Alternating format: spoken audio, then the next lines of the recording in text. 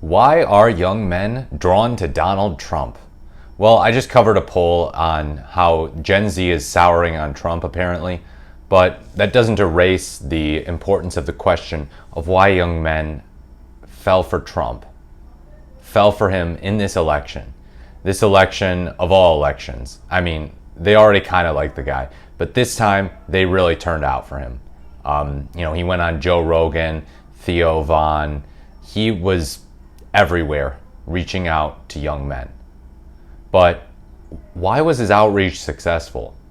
Why does someone just get to go around, be angry, screech about problems to these certain influencers, certain commentators, certain popular figures among men, and get to be the king of young men, basically, get to win their votes? Shouldn't it be about policy? Shouldn't it be about vision for this country? Well, not everything's about that. Sometimes it's just about vibes. And people see, Joe Rogan, who's a very chummy guy, very casual, affable, easy to get along with, talking with Trump, and Trump feels normalized as a result of that. Young men see that and they go, well, I heard some stuff about Trump's policies that was kind of questionable. I heard the media going after him, but Joe Rogan is able to get along with him. And Joe Rogan is way more level-headed than the mainstream media. I think I like Trump. There's also the problem with the Democrats at times, and people on the left not always going forward with an affirmative vision of masculinity, a vision of masculinity that young men can glom onto, can respect, while also not alienating women. And that's the difficult part, is sometimes it becomes like a balancing act, trying to, cater to one group without writing off the other. So the right, their version of masculinity, the far right at least, and the type of masculinity that people like Donald Trump embraces, Donald Trump and the traditional conservatives, of just acting like a tough guy, pretending like you're better than everyone, pretending like you know everything, being disrespectful to women.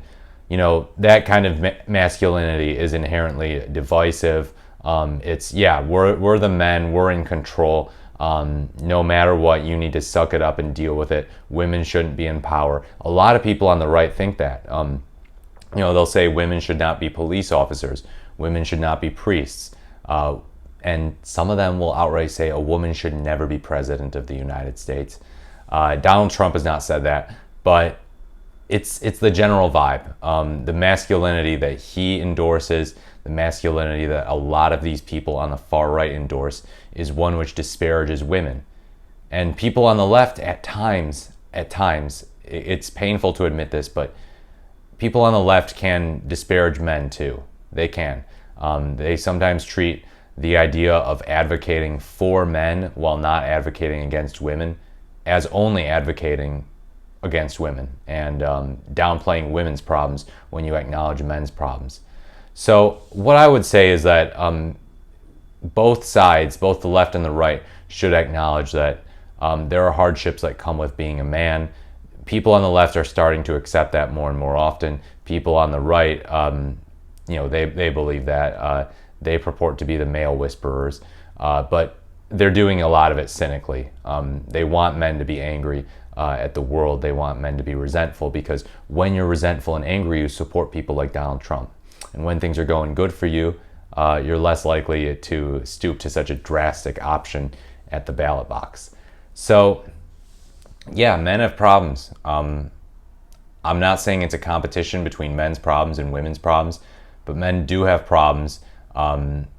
Regardless of the demagogues on the right, the demagogues on the right could disappear from society, and men would still have problems. Men would still have people in society weighing them down, issues, insecurities. Men are more likely to commit suicide than women. Men have a lower life expectancy than women. Men are struggling more notably with dating than women are. And that's not to say that women aren't struggling, but a lot of men are just, they've checked out of dating. and there have been surveys and polls done on this. Young men, they're checking out. They're saying, oh, I can't find a partner. They complain, about modern women or whatever. But even if their reasons for checking out of dating aren't great, it's still bad that they're doing this. And their reasons, even if the reasons aren't great, might speak to a genuine hardship that they've faced. So, not understanding how courtship works, not having opportunity, simply not having opportunity, not running into a lot of eligible women in their day-to-day lives. So they're unable to have a fulfilling dating life. And unfortunately, as a result of that, they turn to some dark corners of the internet. They turn to some dark behaviors. And we need to find a way to stifle that. We need to find a way to get in between them and the dark corners of the internet and say, no, you don't have to do this. You can improve. And that's why I think self-improvement coaches, even though they lean pretty hard right, they can be correct about a lot of stuff. They can be. They try to get men out of those dark corners of the internet, those dark places.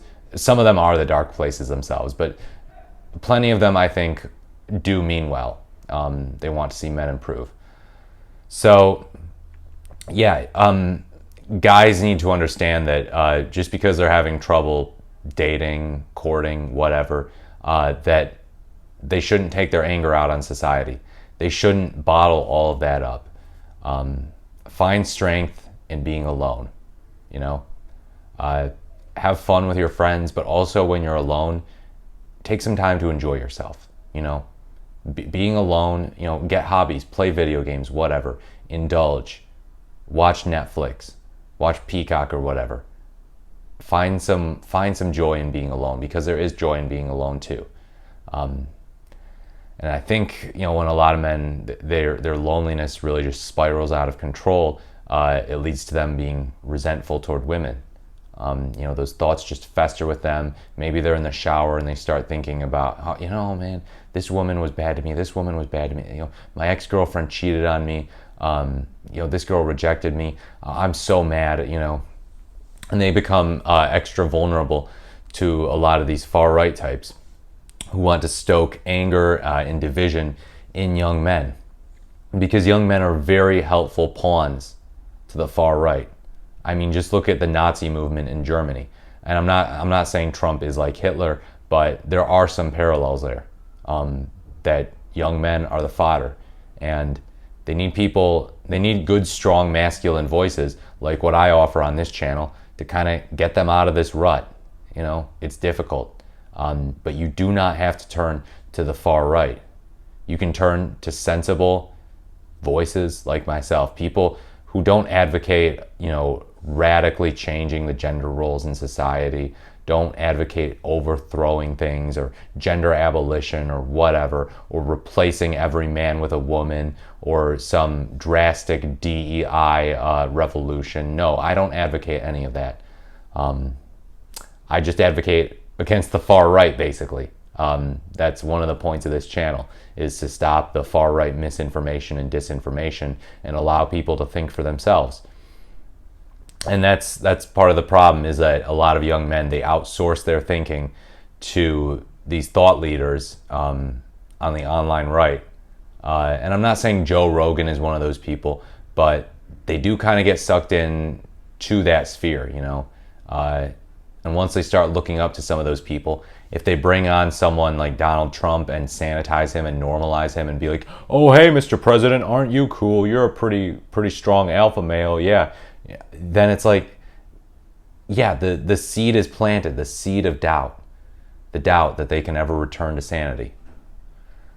I do believe that if the Democrats run someone who's really good, someone who is not divisive towards men, and I'm not saying that Kamala Harris was. Kamala Harris didn't really talk about gender much in her campaign at all. She didn't talk too much about being the first woman president. She didn't talk about how Donald Trump is a man and slam him for being male.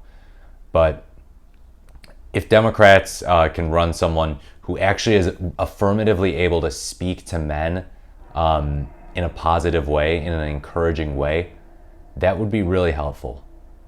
Do I know if we'll get there in 2028? No. It's going to require some really, really intelligent messaging. One of the things that people on the right like to accuse the left and the Democrats of doing is, well, when they talk to men, they only do so through the framing of women's issues. You know, men, you need to stand up to help women because their abortion rights are under attack. And it's like, okay, yeah, that's fine. It's fine to say that, you know, because even if losing abortion rights mostly just harms women, it still affects men. It still affects society as a whole. It's kind of an economic issue, you know, with family planning and all that stuff. So, yeah, I just don't know if framing every men's issue through a women's sphere, you know, a women's lens, is the best way to go about it. There are ways to talk to men, to encourage men without writing off women. Donald Trump has not figured that out. Donald Trump disparages women all the time. People on the far right, the guys at the Daily Wire, you know, they disparage women all the time. They think that they're unqualified to lead at all. And so their attempts to encourage men are just fascistic, really. They're demagoguery. It's total nonsense. It's sludge. It will damage you if you get too into it. So don't listen to them, but listen to people who encourage men, but don't promote far-right hatred of women. You know, don't promote inceldom. You know, angry resentment towards women. You know, and they disguise it so well too. They cloak it. They cloak it in a lot of intellectualism, like, what? I'm just saying that I notice that men and women are different. Well, yeah, men and women are different, but that doesn't mean that women can't be leaders too. So, yeah, we have to cast aside these demagogues. We have to get them shut up. We have to tell them no. We reject your nonsense. We reject Donald Trump's nonsense. It's going to be hard to deprogram these men. It is. Trump and the far right have an iron grip on them. And I don't know even how much attention they'll pay to policy either, because it seems like a lot of Americans just show up every 4 years to vote in the presidential election and then kind of tune out. So if Trump is doing all this corrupt stuff, all this fascistic stuff, and we are out there calling him out for most of it, everything we disagree with, everything that harms this country, and these guys, these young men that lean right aren't paying attention, what difference is it going to make? It's a black-pilling thought, but it's legit. You know, it's a legit concern. They're going to need to feel something in their wallets. There's going to need to be a reorganization of the ecosystem, the media ecosystem, providing more left-leaning young male voices in the media, or not even left-leaning really, just centrist, just not far right, just adverse to the far right, not Republican Party, critical of Trump. Someone to show these people that, hey, you don't need to be like this. You don't need to be an angry prick who points a finger at women and thinks women are unqualified to do anything and thinks men are the biggest victims ever. You can be a victim, you know. You can acknowledge when you're victimized. Men do get victimized. But don't take that and direct that against women and then vote based on it. Vote based on your desire to put women back in the kitchen like it's the 1950s or something. And I'm not saying that's what all these people think. But again, that's the general appeal, is they throw this stuff in there, this poison of, you know, hate society because you're a man. Hate society, be a bigot, be a misogynist, because society is holding you down because you're a man. That's the danger of Trumpism and the far right's vision of masculinity. What kind of masculinity would you like to see advance? If you're a young man who's sympathetic to Trump, let me know what you think in the comments below. What about Trump resonated with you? I'm interested in hearing. Was it policy? Was it vibes? Was it his demeanor? Did you like that he was on Joe Rogan? Are you not really a fan of Joe Rogan anyhow? Was it something else? Do the Democrats need to change their messaging? I acknowledged this earlier in the video. It's totally possible. Let me know what you think. If you're progressive, let me know what you think about how Democrats should change their messaging or improve it. Let me know what you think about Trump and the far right's vision of masculinity. As always, please like, comment, or subscribe to the channel. Thank you so much for watching. This has been The Morris, the Merrier, and I look forward to speaking to you in my next video.